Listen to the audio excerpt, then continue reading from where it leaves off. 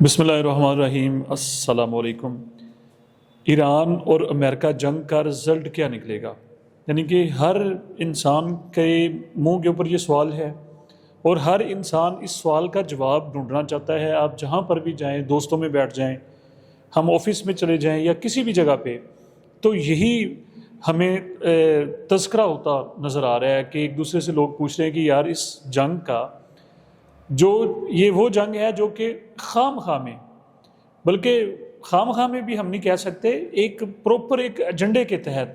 ایک ان کا اس کے سامنے ایک گریٹر اسرائیل کا آبجیکٹو ہے ان کے سامنے، اور اسرائیل کے ذہن میں، اسرائیل کے دماغ میں گریٹر اسرائیل کا جو خبط ہے وہ اس حد تک سوار ہو چکا ہے کہ وہ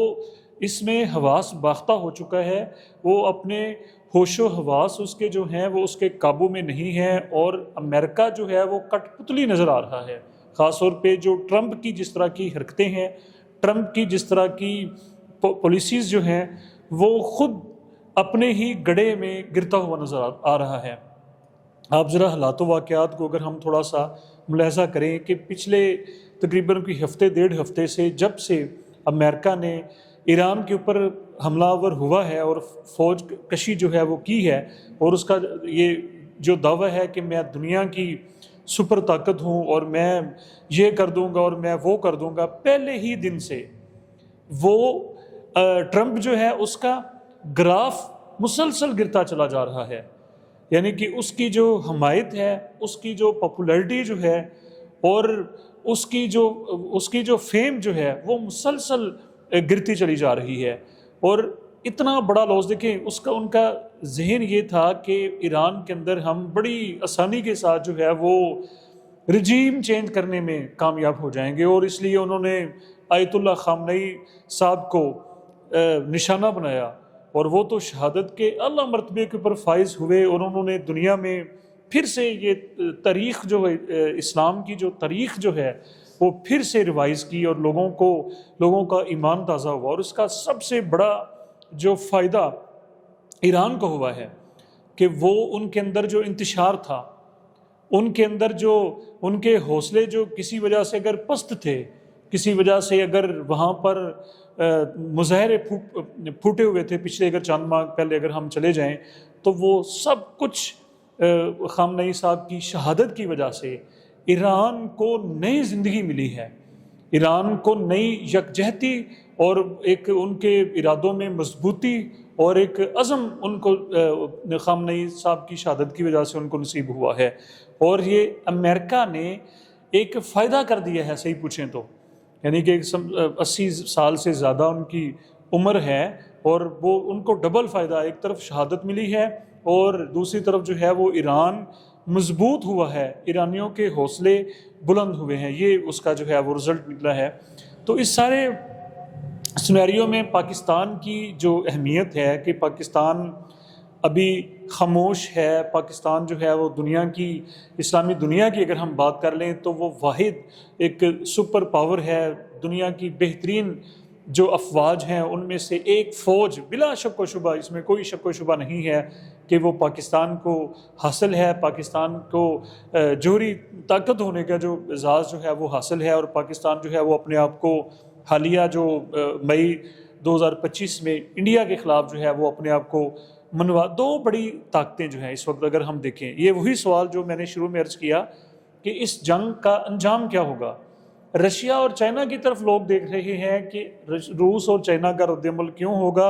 اور یہ ممالک جو ہیں یہ ابھی تک خاموش کیوں ہیں، یا وقت کے ساتھ ساتھ ان کا جو اس میں کنٹریبیوشن کہہ لیجئے، یا اس میں کہہ لیجئے کہ ان کا جو عمل دخل جو ہے اس جنگ کے اندر، وہ بھی آہستہ آہستہ جو ہے وہ واضح ہوتا چلا جا رہا ہے۔ جس طرح ایران جو ہے وہ اپنا دفاعی انداز اس نے مسلسل جو ہے وہ اپنے پاؤں میں وہ کھڑا ہوا ہے، اور ابھی تک جو ہے وہ مسلسل ابھی اس کو کوئی اس کو ہلا نہیں سکا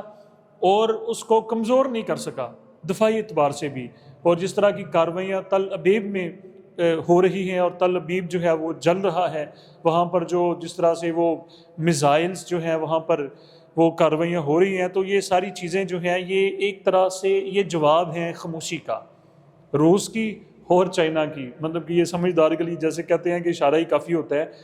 اور یہ شکست ایک نظر آ رہی ہے۔ آپ تھوڑی دیر اگر ہم سوشل میڈیا کو دیکھ لیں، کہتے ہیں نا کہ آواز خلق نکارہ خدا، سوشل میڈیا پہ دیکھ لیں، میڈیا کو، انٹرنیشنل میڈیا کو دیکھ لیں، آپ کالمز کو دیکھ لیں، تو ہمیں واضح طور پر اسرائیل اور امریکہ کی جو کمزوری کہہ لیجیے یا اس کو شکست ہمیں نظر آ رہی ہے، ان کی ایک امبیرسمنٹ ہمیں نظر آ رہی ہے، یعنی کہ خام خواہ میں انہوں نے اپنے آپ کو ذلیل کروا لیا ہے ایک لحاظ سے۔ دوسرا، کیا دنیا جو ہے وہ تیسری جنگ عظیم کی طرف جا رہی ہے؟ یہ بھی ایک سوال ہے کہ کیا خدا نخواستہ یہ کوئی ایک اور بڑی عالمی جنگ ہونے جا رہی ہے؟ آئنسٹائن کا یہاں پر ایک انہوں نے کہا تھا کہ مجھے تیسری جنگ کا تو پتہ نہیں، تیسری عالمی جنگ کا، لیکن مجھے جو چوتھی عالمی جنگ ہے وہ لاٹھیوں سے ہوتی ہوئی نظر آ رہی ہے۔ اس میں آپ سمجھیں اس بات کو، اس کا مطلب یہ ہے کہ چوتھی عالمی جنگ جو ہے اگر وہ ڈنڈوں سے، سوٹوں سے ہوتی نظر آ رہی ہے، تو اس کا مطلب یہ ہے کہ تیسری عالمی جنگ کتنی تباہ کن ہوگی کہ باقی کچھ نہیں بچے گا، نہ کوئی نیوکلیر طاقت بچے گی، نہ کوئی جوہری طاقت بچے گی، نہ کوئی میزائل ٹیکنالوجی بچے گی، کہ سب کچھ جو ہے اس کا مقصد یہ ہے کہ یہ اگر خدا نخواستہ تیسری عالمی جنگ کی طرف دنیا جاتی ہے تو یہ ایک بہت بڑا المیہ ہوگا، یہ بہت بڑی تباہی ہوگی، یہ بہت بڑی بربادی ہوگی۔ اب دیکھیں دنیا میں اگر ہم عوام کی بات کر لیں، ہم ایرانین عوام کی بات کر لیں، ہم اسرائیلی عوام کی بات کر لیں، یا امریکن جو عوام ہے، کوئی بندہ جنگ نہیں چاہتا، سب امن چاہتے ہیں، سب جو ہے وہ روزگار چاہتے ہیں، سب صحت کی سہولتیں چاہتے ہیں، اچھی ایجوکیشن چاہتے ہیں، زندگی کو ہر انسان جو ہے وہ رواں دواں ہم چلتا ہوا دیکھنا چاہتے ہیں، ہم اپنے بال بچوں میں ان کو خوشحال دیکھنا چاہتے ہیں۔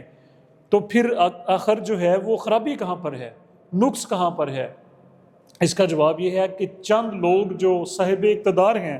خاص طور پہ یہ دو جو ممالک ہیں اس وقت، امریکہ اور اسرائیل، ان